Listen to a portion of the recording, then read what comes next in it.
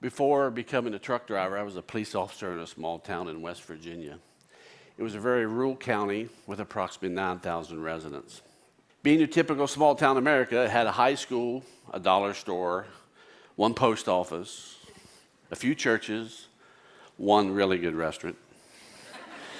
In fact, my wife often refers to it as Mayberry from the Andy Griffith Show.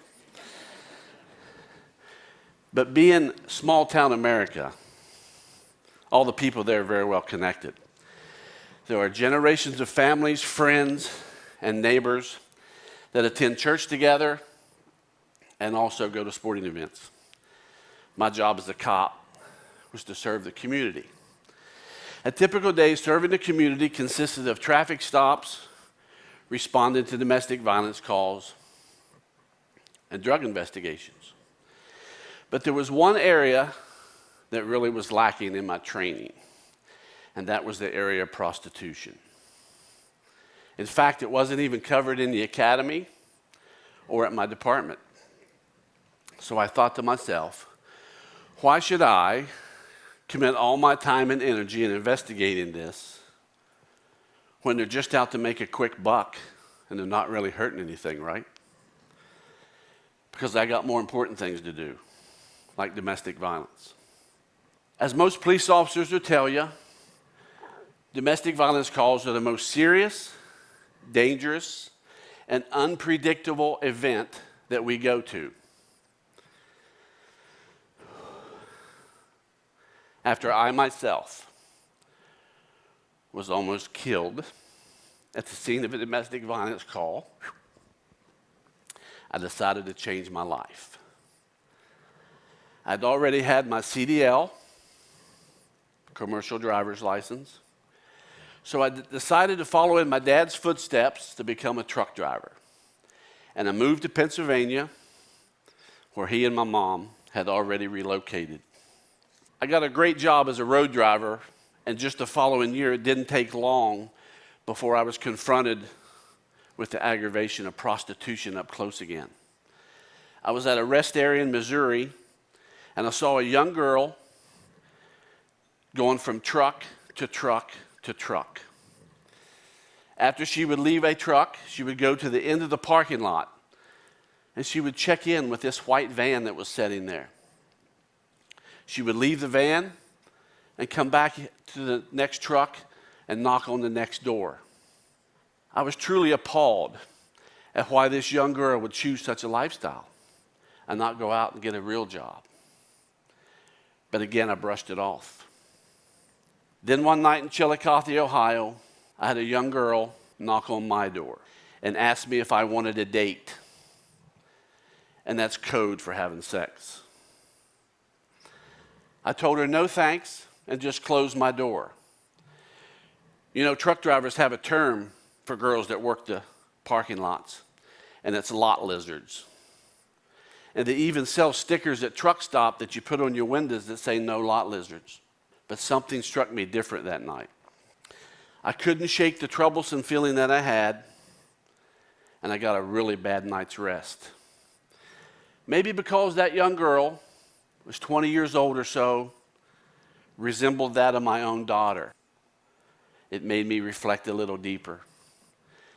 So why in the world would this young girl with big, beautiful blue eyes look so tattered and torn? And why did every time I noticed a girl working the parking lot, she would leave the truck and go to the end of that lot and check in with a car or a van that's there lurking in the night? Why is that? Who was that? Was she working by herself? Was she working for someone?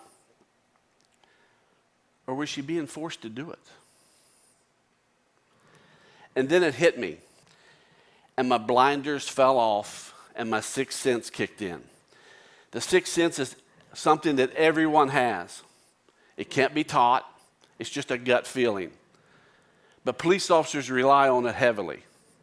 My sixth sense just told me that something wasn't right. Something didn't add up. It told me that she may be trapped. And this girl was not just any girl. This girl was someone's daughter. So the question is, how does a girl, a young girl or boy, go from being an all-American girl or boy to becoming a prostitute? Well, every individual journey is different, but the pattern is similar. When I was a police officer, I assisted many families in locating runaway teens. We would get the call. I would jump in my black Crown Victoria police car and go to the area and almost always locate the teen. I would then return them home, and then I left. I didn't think it was my responsibility. I didn't put two and two together, that often a teen was fleeing something at home, whether it was substance abuse, neglect, or domestic violence, the very thing that made me leave the force. So I decided I need to learn a little more about the world's oldest profession. And what I discovered shocked me. Many prostitutes are not just trapped, they are enslaved. And that is slavery at its strictest definition. Do you know the definition of modern day slavery? It's people forced to work under the threat of violence, without pay, and unable to walk away. As I learned more about the crime of sex slavery, I realized that some of the victims are runaways with a history of a traumatic family event. A vulnerable teen or young adult through coercion, forced, or through fraud, falls under the control of someone looking to build a status.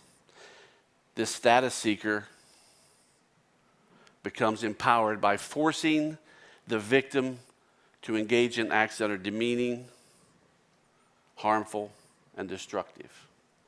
Sex slavery victimizes women, men, and children.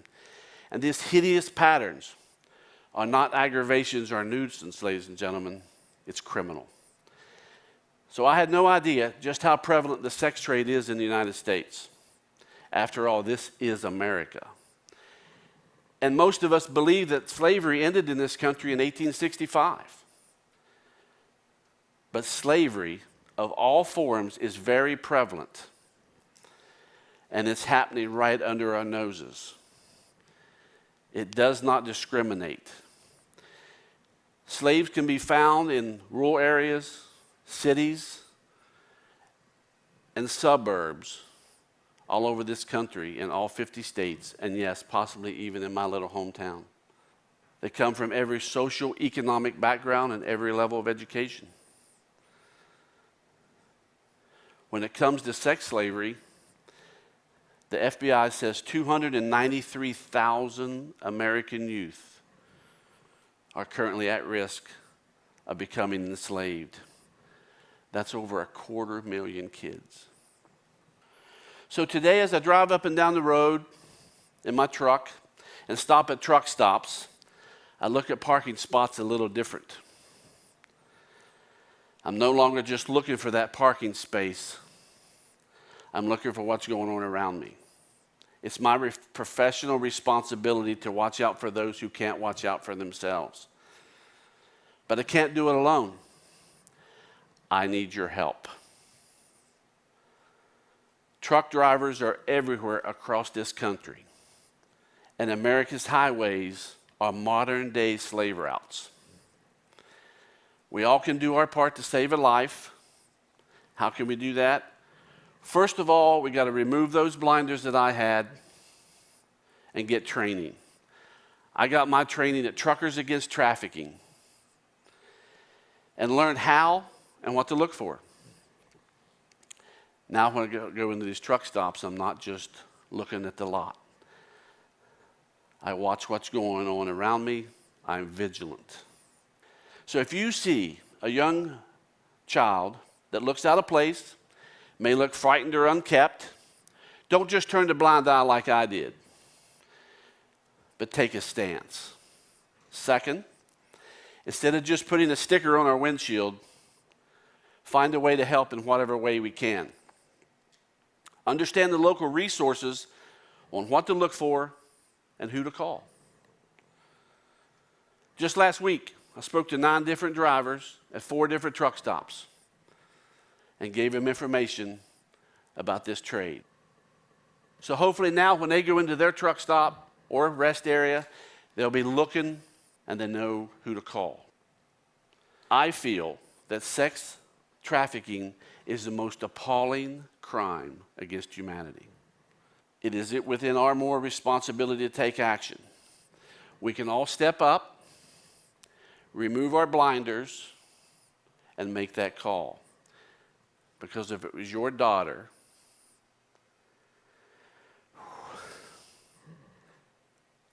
or your sister, or your niece or nephew, when you want someone to make the call, I sure would. Thank you.